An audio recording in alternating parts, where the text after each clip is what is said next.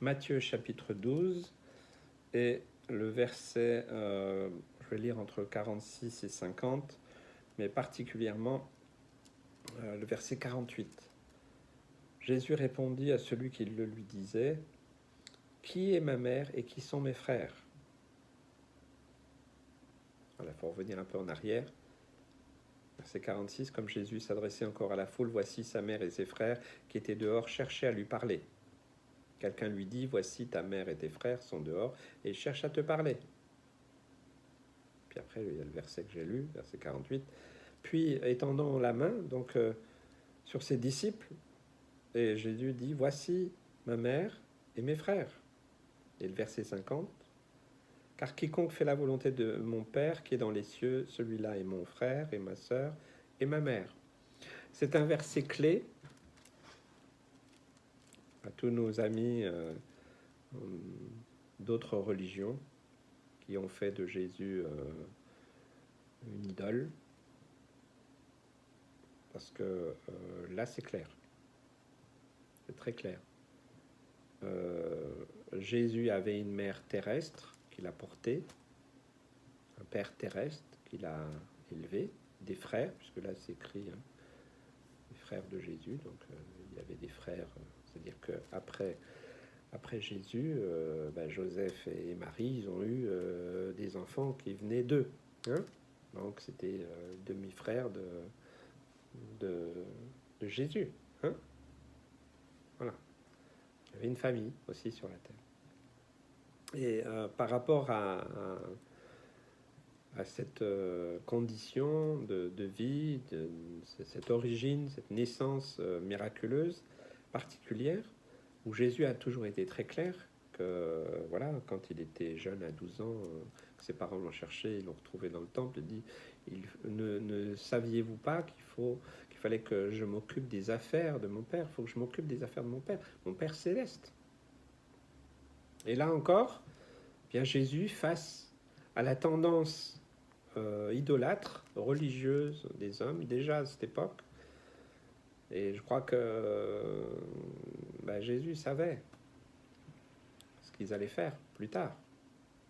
Alors il a voulu marquer aussi cette question, je pense qu'elle est sans ambiguïté. Qui est ma mère et qui sont mes frères? C'était une bonne question. C'était une très bonne question. Et puis, en montrant les disciples, j'ai dit, voici ma mère, voici mes frères. Qu'est-ce que Jésus voulait dire? Il le confirme, verset 50. Quiconque fait la volonté de mon Père qui est dans les cieux, c'est celui qui est mon frère, ma sœur, ma mère. C'est clairement pour empêcher, c'était pour empêcher les disciples et puis les gens qui écoutaient de mettre sa mère ou ses frères au même niveau que lui.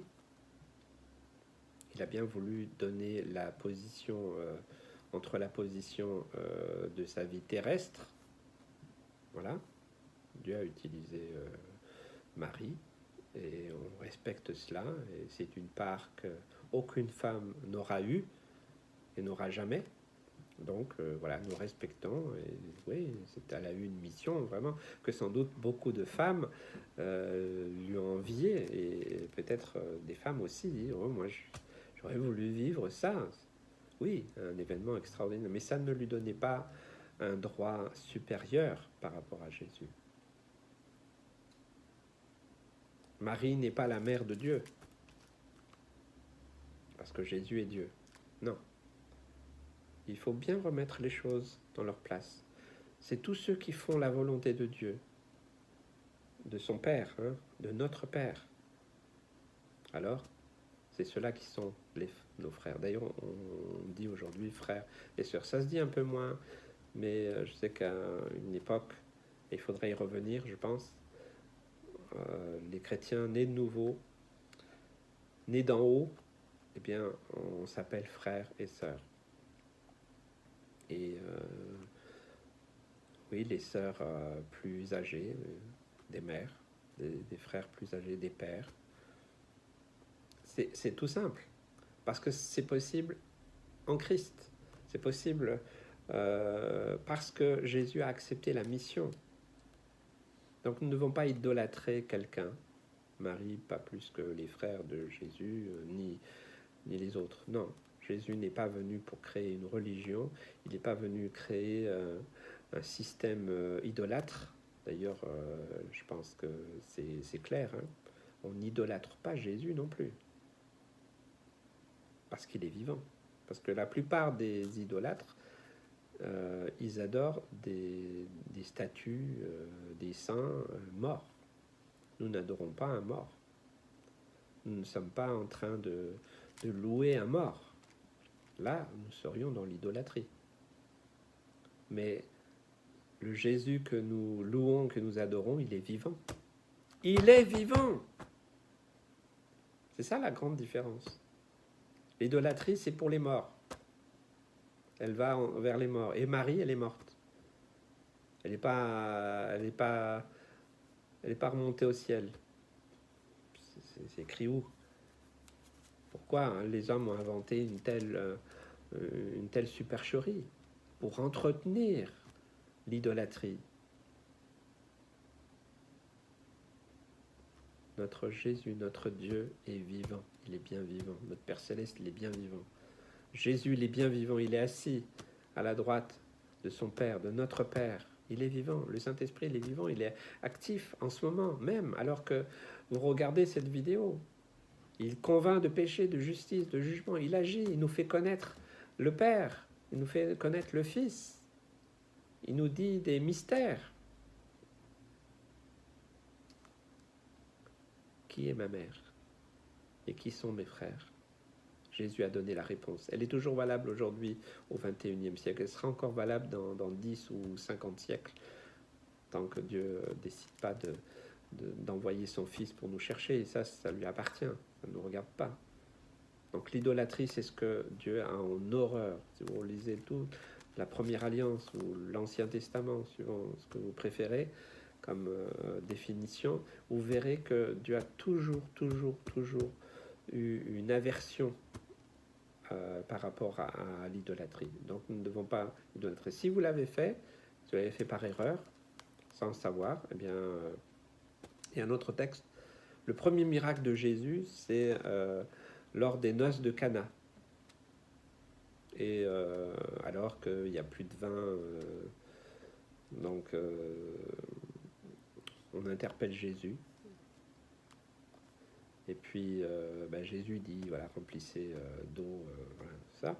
Et puis ça, c'est ce que Jésus dit. Mais Marie dira à l'intendant, aux mariés, elle dira, faites tout ce qu'il vous dira. Il n'a pas dit, faites tout ce que moi je vais vous dire. Marie a exprimé très clairement que ce n'était pas vers elle qu'il fallait tourner le regard, que ce n'était pas elle qui faisait des miracles. Donc ne faites pas de miracle, Marie. Faites tout ce qu'il vous dira.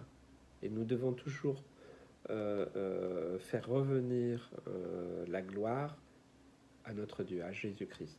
La gloire et l'honneur, c'est pas pour les hommes, morts ou pas. Il y en a qui ont eu des destins particuliers. Oui, il faut honorer, il faut se rappeler, il faut imiter la foi de ceux qui nous ont précédés et qui ont laissé des traces. Comme Marie, elle a eu un destin particulier. Voilà, hein, elle était là à la croix. Elle n'a pas abandonné Jésus. Oui, elle était là. Jésus a dit à Jean, voici ta mère. Il a dit à sa mère, voici ton fils. Elle n'a même pas laissé veuve, parce qu'il semble qu'on n'entend plus parler de Joseph, peut-être qu'il était décédé, on ne sait pas.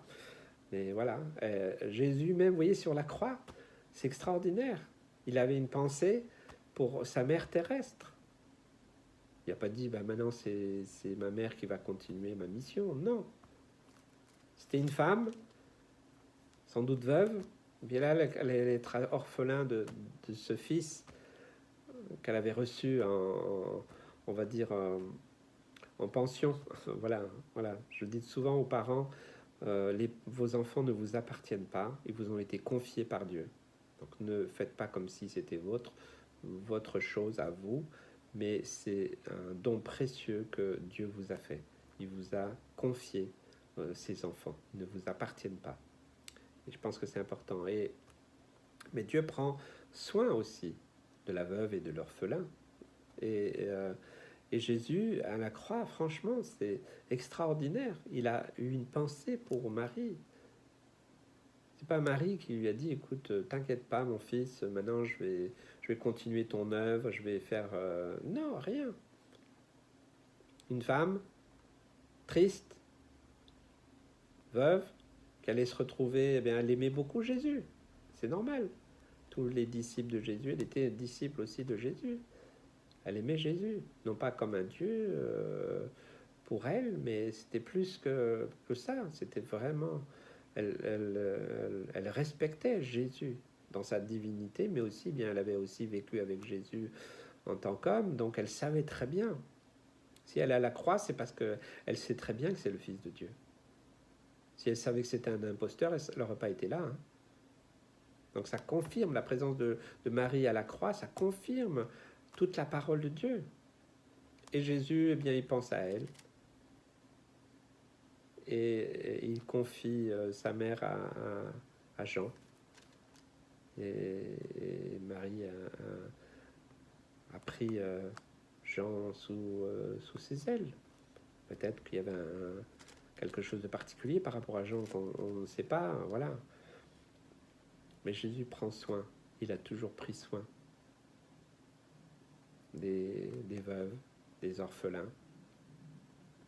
Et ce texte nous dit très clairement qui est notre mère, qui est notre père, qui sont nos frères et nos sœurs. Ce sont tous ceux qui font la volonté de Dieu. Donc c'est aussi valable, je le dis souvent aussi, pour ceux qui ont des problèmes particuliers, hein, dans l'impureté par exemple. Bien, les hommes considérer les femmes plus jeunes comme vos filles, celles qui ont votre âge comme des sœurs, et celles qui sont plus âgées comme des mères, et pareil pour les femmes. Et je crois que ça permet aussi bien d'avoir des relations saines les uns envers les autres. Voilà, que Dieu vous bénisse, vous encourage, et vous puissiez aussi peut-être remettre certaines choses en ordre. Voilà, ne jugez pas, ne condamnez pas ceux qui sont dans l'idolâtrie, mais priez pour eux et conduisez-les vers le Christ ressuscité, vivant. Que Dieu vous bénisse.